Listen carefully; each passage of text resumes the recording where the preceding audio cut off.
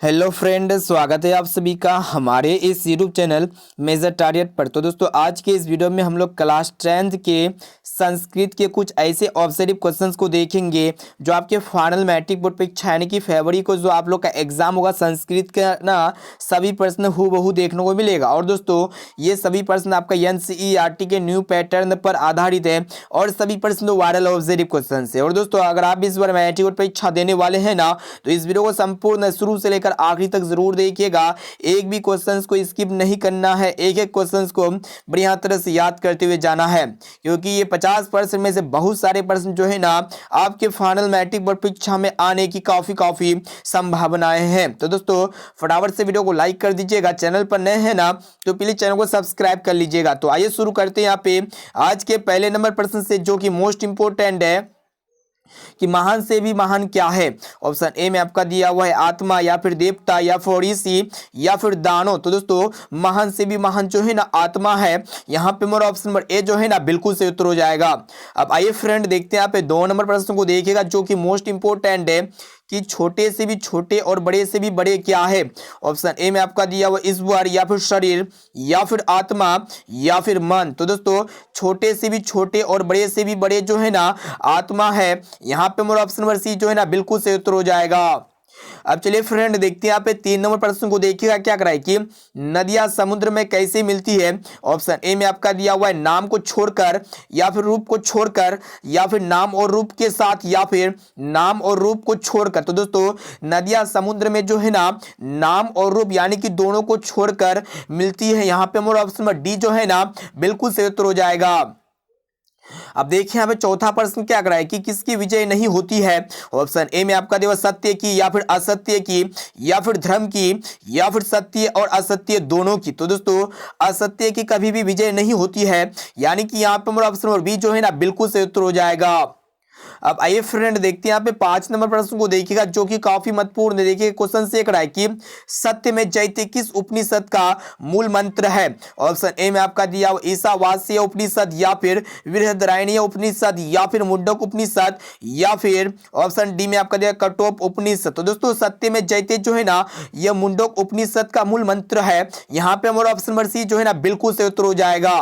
तो दोस्तों, आज के इस वीडियो में हम लोग क्लास 10th के संस्कृत के काफी महत्वपूर्ण है वस्तुनिष्ठ ऑब्जेक्टिव प्रश्न को देख रहे हैं। सभी प्रश्न आपका बहुत इंपॉर्टेंट है, वायरल ऑब्जेक्टिव क्वेश्चन है। और दोस्तों, ये 50 प्रश्न में से अगर आपको जो भी प्रश्न अगर याद ना हो ना, तो प्लीज दोस्तों उस प्रश्न को अपने नोटबुक में नोट करके उसे आप लोग जरूर याद कर लीजिएगा। और दोस्तों, इस वीडियो को संपूर्ण शुरू से लेकर आखिरी तक देखने के बाद आप लोग को लास्ट में फटाफट से कमेंट करके बताना है कि 50 प्रश्न में से पहले से आप लोग को कितना प्रश्न का सही और सटीक आंसर याद था। तो दोस्तों, वीडियो को लाइक नहीं किया तो प्लीज दोस्तों वीडियो को लाइक जरूर कर लीजिएगा।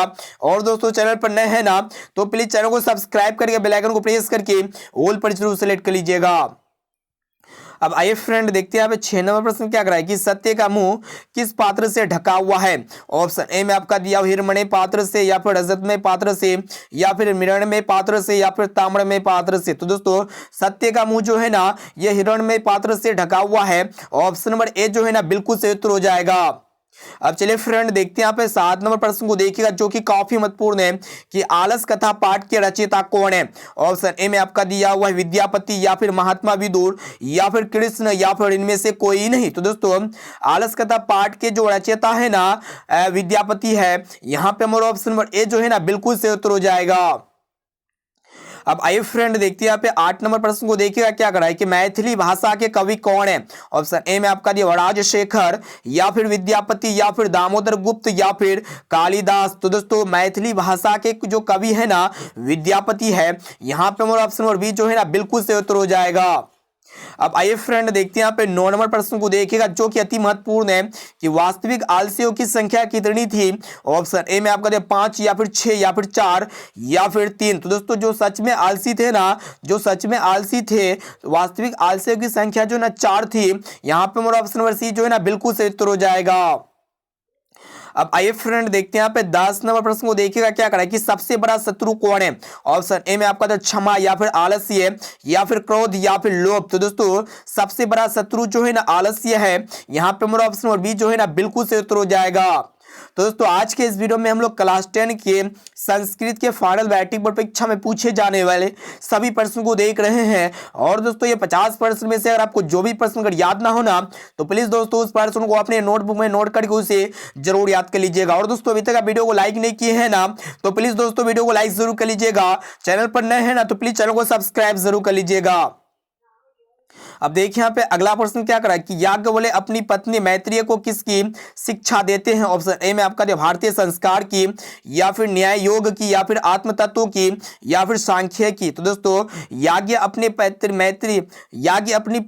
पत्नी मैत्री को जो है ना किसकी शिक्षा देते हैं। तो दोस्तों आत्म तत्व की शिक्षा देते हैं। ऑप्शन नंबर सी जो है ना बिल्कुल से उत्तर हो जाएगा। अब आइए फ्रेंड देखते हैं यहाँ पे 12 नंबर प्रश्न को देखिएगा क्या कराए कि विजय भट्टारिका किसकी पत्नी थी।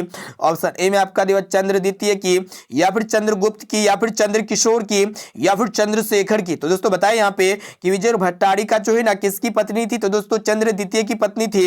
यहाँ पे हमारा ऑप्शन नंबर ए जो है ना बिल्कुल से उत्तर हो जाएगा।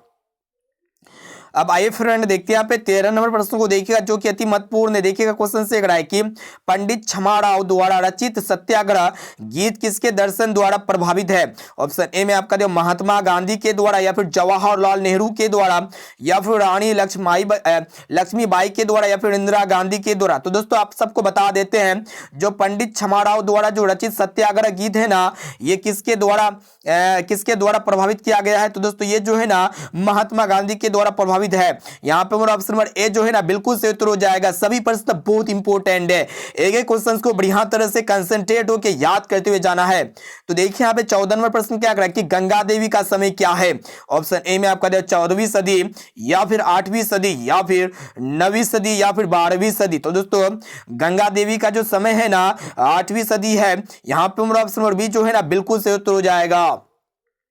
अब देखिए यहाँ पे 15 नंबर प्रश्न को देखिएगा क्या करा है कि याज्ञवल्क्य की पत्नी कौन थी। ऑप्शन ए में आपका मैत्रेय, या फिर सुलभा, या फिर देवकुमारी का, या फिर रामभद्रम्बा। तो दोस्तों याज्ञवल्क्य की पत्नी जो है ना मैत्रेय है। यहाँ पे हमारा ऑप्शन नंबर ए जो है ना बिल्कुल से उत्तर हो जाएगा। अब चलिए फ्रेंड देखते हैं यहाँ पे 16 नंबर प्रश्न को देखिएगा क्या कराए कि सर्व शुक्ला सर्वसती किसने कहा है। ऑप्शन ए में आपका याज्ञवल्क्य ने, या फिर भागभट्ट ने, या फिर जनक ने, या फिर दंडी ने। तो दोस्तों सर्व शुक्ला सर्वसती जो है दंडी ने कहा है, इसे आप लोग को याद रखना है। ऑप्शन नंबर डी यहाँ पे हमारा बिल्कुल से उत्तर हो जाएगा।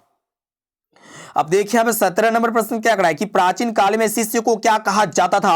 ऑप्शन ए में आपका छात्र, या फिर ब्रह्मचारी, या फिर धनाधुरी, या फिर अंत्यवासी। तो दोस्तों प्राचीन काल में शिष्य को जो है ना ब्रह्मचारी कहा जाता था। यहाँ पे हमारा ऑप्शन नंबर बी जो है ना बिल्कुल से उत्तर हो जाएगा। अब चलिए फ्रेंड देखते हैं यहाँ पे अगला प्रश्न जो कि काफी महत्वपूर्ण है कि प्राचीन संस्कृति की पहचान किससे होती है। ऑप्शन ए में आपका धर्मों से, या फिर संस्कारों से, या फिर कर्मों से, या फिर धन से। तो दोस्तों प्राचीन संस्कृति की पहचान जो है ना संस्कारों से होती है। ऑप्शन नंबर बी यहाँ पे हमारा बिल्कुल से उत्तर हो जाएगा। अब चलिए फ्रेंड देखते हैं यहाँ पे 19 नंबर प्रश्न को देखिएगा क्या कराए कि जन्म पूर्व कितने संस्कार है, यानी कि जन्म से पहले कितने संस्कार है। ऑप्शन ए में आपका 7, या फिर 5, या फिर 3, या फिर 8। तो दोस्तों जन्म पूर्व जो है ना 3 संस्कार है। ऑप्शन नंबर सी यहां पे हमारा बिल्कुल से उत्तर हो जाएगा। और दोस्तों एक प्रश्न ये पूछे जाते हैं कि शैशव संस्कार कितने होते हैं। तो दोस्तों शैशव संस्कार जो है ना 6 होते हैं, इसे आप लोग को याद रखना बहुत ही महत्वपूर्ण है। अब चलिए फ्रेंड देखते हैं यहाँ पे अगला प्रश्न को देखिएगा क्या कराए कि मनुष्य गृहस्थ जीवन में कब प्रवेश करता है। ऑप्शन ए में आपका विवाह संस्कार के पहले, या फिर उपनयन संस्कार के बाद, या फिर छोड़ कर्म के बाद, या फिर विवाह संस्कार के साथ ही। तो दोस्तों मनुष्य गृहस्थ जीवन में जो है ना विवाह संस्कार के साथ ही प्रवेश करता है। ऑप्शन नंबर डी यहाँ पे हमारा बिल्कुल से उत्तर हो जाएगा। अब आइए फ्रेंड देखते हैं यहाँ पे 21 नंबर प्रश्न को देखिएगा क्या कराए कि अपनी उन्नति चाहने वाले लोग, यहाँ पे क्वेश्चन से कराए कि अपनी उन्नति चाहने वाले को कितने दोषों को त्याग देना चाहिए। ऑप्शन ए में आपका 7, या फिर 6, या फिर 5, या फिर 8। तो दोस्तों अपनी उन्नति चाहने वाले लोगों को जो है ना 6 लोगों को त्याग देना चाहिए। कितने? 6। ऑप्शन नंबर बी यहाँ पे हमारा बिल्कुल से उत्तर हो जाएगा। अब चलिए फ्रेंड देखते हैं यहाँ पे 22 नंबर प्रश्न को देखिएगा क्या कराए कि रूप की रक्षा किससे होती है। ऑप्शन ए में आपका दिया सत्य से, या फिर योग से, या फिर मिर्जिया से, या फिर वृत्ति से। तो दोस्तों रूप की रक्षा जो है ना सत्य से होती है। ऑप्शन नंबर ए जो है ना यहाँ पे हमारा बिल्कुल से उत्तर हो जाएगा। अब चलिए फ्रेंड देखते हैं यहाँ पे 23 नंबर प्रश्न को। देखिएगा क्या कराए कि नीति श्लोक का पाठ किस ग्रंथ से संकलित है। ऑप्शन ए में आपका दिया हुआ विदुर नीति से, या फिर शुक्र नीति से, या फिर नीति शतक से, या फिर चाणक्य नीति दर्पण से। तो दोस्तों जो नीति श्लोक का पाठ है ना, ये आपका सत्य, ये आपका जो है ना विदुर नीति से संकलित है, यानी कि यहाँ पे हमारा ऑप्शन नंबर ए जो है ना बिल्कुल से उत्तर हो जाएगा। अब आइए फ्रेंड देखते हैं यहाँ पे 24 नंबर प्रश्न को। देखिएगा क्या करा है कि पटना का इतिहास कितना पुराना है। ऑप्शन ए में आपका दिया 2500 वर्ष पुराना, या फिर 2000 वर्ष पुराना, या फिर 1500 वर्ष पुराना, या फिर 100 वर्ष पुराना। तो दोस्तों पटना का इतिहास जो है ना 2500 वर्ष पुराना है। ऑप्शन नंबर ए जो है ना यहाँ पे हमारा बिल्कुल से उत्तर हो जाएगा। अब आइए फ्रेंड देखते हैं यहाँ पे 25 नंबर प्रश्न को। देखिएगा क्या करा है कि यूनान का राजदूत कौन था।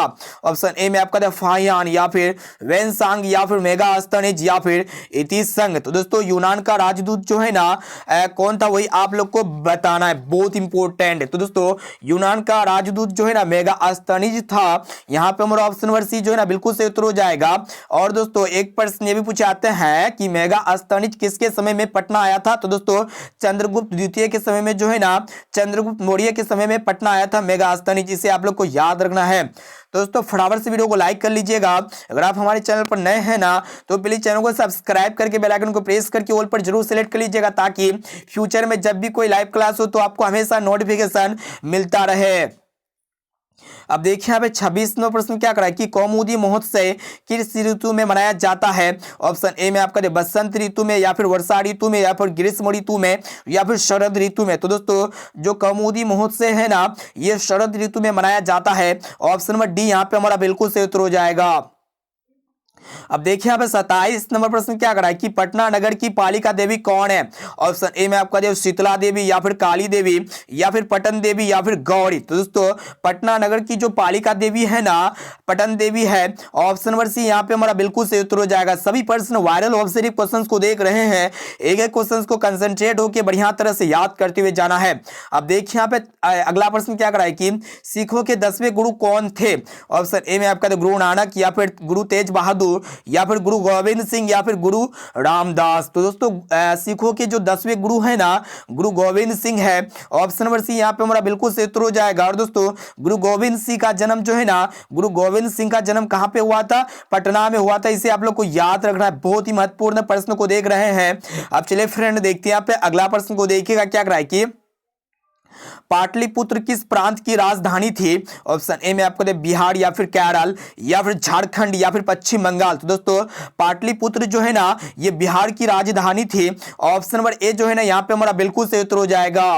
अब आइए फ्रेंड देखते हैं यहाँ पे 30 नंबर प्रश्न को। देखिएगा क्या करा है कि दामोदर गुप्त ने किस काव्य की रचना की। ऑप्शन ए में आपका काव्य मीमांसा, या फिर मुद्रा राक्षस, या फिर मृच्छकटिक, या फिर ऑप्शन डी में आपका दिया कुटनितम। तो दोस्तों जो दामोदर गुप्त है ना ये कुटनितम काव्य की रचना की है। ऑप्शन नंबर डी यहाँ पे हमारा बिल्कुल से वैसे उत्तर हो जाएगा। सभी प्रश्न मोस्ट इंपोर्टेंट है, टॉप यहाँ पे हम लोग टॉप 50 वस्तुनिष्ठ प्रश्न को देख रहे हैं, जो आपके फाइनल मैट्रिक बोर्ड परीक्षा यानी कि फरवरी के एग्जाम्स के लिए बहुत ही महत्वपूर्ण है। इसलिए एक एक क्वेश्चंस को बढ़िया तरह से याद करते हुए जाना है। और दोस्तों ये 50% में से अगर आपको जो भी प्रश्न अगर याद ना हो ना तो प्लीज दोस्तों इस प्रश्न को अपने नोटबुक में नोट कर लीजिएगा और उसे आप लोग जरूर याद कर लीजिएगा। बहुत इंपॉर्टेंट प्रश्न को देख रहे हैं। और दोस्तों अभी तक वीडियो को लाइक नहीं किए हैं ना तो प्लीज दोस्तों वीडियो को लाइक जरूर कर लीजिएगा।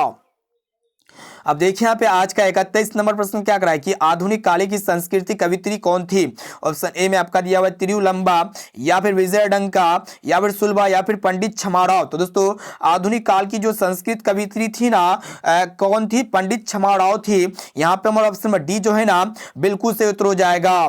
अब आइए फ्रेंड देखते हैं 32 नंबर प्रश्न क्या कराए कि दक्षिण भारतीय संस्कार लेखिका कौन है। ऑप्शन ए में आपका दिया हुआ शिवा भट्टारिका, या फिर राम भद्रम्बा, या फिर देव कुमारी का, या फिर सभी। तो दोस्तों दक्षिण भारतीय संस्कृत की लेखिका जो है ना यानी कि दक्षिण भारतीय संस्कृत की जो लेखिका है ना पंडित छमा राव है। यहाँ पे जो है ना, यहाँ पे क्वेश्चंस ये बहुत इंपॉर्टेंट है, ठीक है। तो यहाँ पे जो राइट आंसर हो जाएगा ना, शीला भट्टारी का हो जाएगा, राम भद्रम्बा हो जाएगा और देव कुमारी का हो जाएगा। ये सभी जो है ना दक्षिण भारतीय की संस्कृत की लेखिका थी। यहाँ पे हमारा ऑप्शन डी बहुत सही उत्तर हो जाएगा।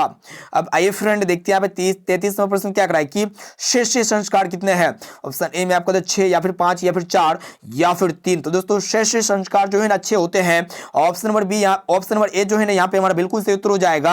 और दोस्तों जन्म पूर्व कितने संस्कार है, तो दोस्तों जन्म से पहले जो है ना 3 संस्कार है, इसे आप लोग को याद रखना है। अब देखिए यहाँ पे 34वां प्रश्न क्या कराए कि अंत्येष्टि संस्कार कब होता है। ऑप्शन ए में आपको मरने के बाद या फिर जन्म के पहले या फिर शिक्षा प्राप्त करते समय या फिर विवाह के पहले। तो दोस्तों अंत्येष्टि संस्कार जो है ना ये मरने के बाद होता है। यहाँ पे हमारा ऑप्शन नंबर ए जो है ना बिल्कुल सही उत्तर हो जाएगा। अब आइए फ्रेंड देखते हैं 35वां प्रश्न क्या कराए कि संस्कार कितने हैं। ऑप्शन ए में आपका 16 या फिर 12 या फिर 14 या फिर 6। तो दोस्तों संस्कार जो है ना 16 है, इसे आप लोग को याद रखना है। यहाँ पे हमारा ऑप्शन नंबर ए जो है ना बिल्कुल सही उत्तर हो जाएगा। सभी प्रश्न बहुत इंपॉर्टेंट है, सभी प्रश्न वायरल ऑब्जर्व क्वेश्चन को देख रहे हैं जो आपके फरवरी के एग्जाम्स के सभी प्रश्न जो है ना लंदन टॉप साबित हो सकता है। इसलिए क्वेश्चन को बढ़िया तरह से याद करते हुए चलना है और वीडियो को लाइक जरूर कर लीजिएगा साथ में। अब आइए फ्रेंड देखते हैं 36 नंबर प्रश्न क्या कराए कि संस्कार प्राय कितने प्रकार के हैं। ऑप्शन ए में आपका 7, 5 या फिर 8 या फिर 2। तो दोस्तों संस्कार प्राय जो है ना 5 प्रकार के होते हैं। ऑप्शन नंबर बी जो है ना बिल्कुल सही उत्तर हो जाएगा। अब देखिए यहाँ पे 37 नंबर प्रश्न क्या कराए कि विनय को कौन मारता है। ऑप्शन ए में आपका सुकीर्ति या फिर अपकीर्ति या फिर अकीर्ति या फिर अनाकीर्ति। तो दोस्तों विनय को जो है ना अकीर्ति मारता है। यहाँ पे हमारा ऑप्शन नंबर सी जो है ना बिल्कुल सही उत्तर हो जाएगा। अब आइए फ्रेंड देखते हैं यहाँ पे 38 नंबर प्रश्न को देखिएगा क्या कराए कि बिन बुलाए कौन आता है। ऑप्शन ए में आपका सज्जन या फिर दुर्जन या फिर मूर्ख या फिर इनमें से कोई नहीं। तो दोस्तों बिन बुलाए जो है ना मूर्ख आते हैं। यहाँ पे हमारा ऑप्शन नंबर सी जो है ना बिल्कुल सही उत्तर हो जाएगा। अब देखिए यहाँ पे 39 नंबर प्रश्न क्या कराए कि लक्ष्मी किसका वर्णन करती है। ऑप्शन ए में आपका दिया मूर्ख का या फिर उद्योगी पुरुष का या फिर लोभी का या फिर क्रोधी का। तो दोस्तों लक्ष्मी जो है ना मूर्ख का, लक्ष्मी किसका वर्णन करती है। तो दोस्तों लक्ष्मी मूर्ख का वर्णन करती है, ठीक है। यहाँ पे ये बहुत इंपॉर्टेंट क्वेश्चन है, ठीक है। तो यहाँ पे हमारा ऑप्शन नंबर बी जो है ना, यहाँ पे ऑप्शन नंबर बी में दिया हुआ है उद्योगी पुरुष का। उद्योगी पुरुष का जो ना लक्ष्मी वर्णन करती है। ऑप्शन नंबर बी बिल्कुल सही उत्तर हो जाएगा, मूर्ख का नहीं, ठीक है। इसे आप लोग को याद रखना है, मूर्ख का जो है ना। देखिए यहाँ पे अगला प्रश्न क्या कराए कि कर्मवीर कौन था, बहुत इंपॉर्टेंट है। तो यहाँ पे ऑप्शन ए में आपको राम परवेश या फिर दुर्योधन या फिर अर्जुन या फिर वीरेश्वर। तो दोस्तों ये कर्मवीर जो है ना राम परवेश है। ऑप्शन नंबर ए जो है ना बिल्कुल सही उत्तर हो जाएगा। अब देखिए यहाँ पे 41 नंबर प्रश्न क्या कराए कि भीखनटोला गांव कहां है। ऑप्शन ए में आपको उत्तर प्रदेश में या फिर झारखंड में या फिर बंगाल में या फिर बिहार में। तो दोस्तों भीखनटोला गांव जो है ना ये बिहार में मौजूद एक गांव है। यहाँ पे मेरा ऑप्शन नंबर डी जो है ना बिल्कुल सही उत्तर हो जाएगा। और दोस्तों भीखनटोला गांव देखने के लिए कौन आए थे। तो दोस्तों अध्यापक जी आए थे। भीखनटोला गांव देखने के लिए कौन आए थे, अध्यापक आए थे। इसे आप लोग को याद रखना है। अब आइए फ्रेंड देखते हैं यहाँ पे 42 नंबर प्रश्न को देखिएगा क्या कराए कि दलित ग्रामवासी पुरुष की कथा कौन है। ऑप्शन ए में आपका दिया कर्मवीर कथा या फिर आलस कथा या फिर व्याज्ञ। ऑप्शन सी में आपका दिया हुआ है व्याघ्र पथिक कथा या फिर विश्व शांति कथा। तो दोस्तों दलित ग्रामवासी पुरुष की जो कथा है ना यह एक प्रकार का यह जो है ना कर्मवीर कथा है। ऑप्शन नंबर ए जो है ना बिल्कुल सही उत्तर हो जाएगा। अब आइए फ्रेंड देखते हैं यहाँ पे 43 नंबर प्रश्न को देखिएगा क्या कराए कि स्वामी दयानंद की शिक्षा की शुरुआत किस भाषा के माध्यम से हुई। ऑप्शन ए में आपका संस्कृत या फिर हिंदी या फिर उर्दू या फिर इनमें से कोई नहीं। तो दोस्तों स्वामी दयानंद की शिक्षा की शुरुआत जो है ना संस्कृत भाषा से हुई। यहाँ पे हमारा ऑप्शन नंबर ए जो है ना बिल्कुल सही उत्तर हो जाएगा। और दोस्तों स्वामी दयानंद ने किसकी रचना की। तो दोस्तों सत्यार्थ प्रकाश की रचना की। इसे आप लोग को याद रखना है। अब आइए फ्रेंड देखते हैं यहाँ पे 44 नंबर प्रश्न को देखिएगा क्या कराए कि स्वामी दयानंद ने किस नगर में आर्य समाज की स्थापना की। ऑप्शन ए में आपका कोलकाता में या फिर मुंबई में या फिर पटना में या फिर चेन्नई में। तो दोस्तों स्वामी दयानंद ने जो है ना ये आपका मुंबई नगर में जो है ना आर्य समाज की स्थापना की। ऑप्शन नंबर बी जो है ना बिल्कुल सही उत्तर हो जाएगा। और दोस्तों एक प्रश्न ये पूछे जाते हैं कि स्वामी दयानंद ने कैसा काम किया। तो दोस्तों स्वामी दयानंद जी ने जो है ना समाजोद्धार का काम किया। इसे आप लोग को याद रखना है। अब चलिए फ्रेंड देखते हैं यहाँ पे 45 नंबर प्रश्न को देखिएगा क्या कराए कि स्वामी दयानंद का जन्म कब हुआ था। बहुत इंपॉर्टेंट है और बहुत बार गत वर्ष में पूछा जा चुका है।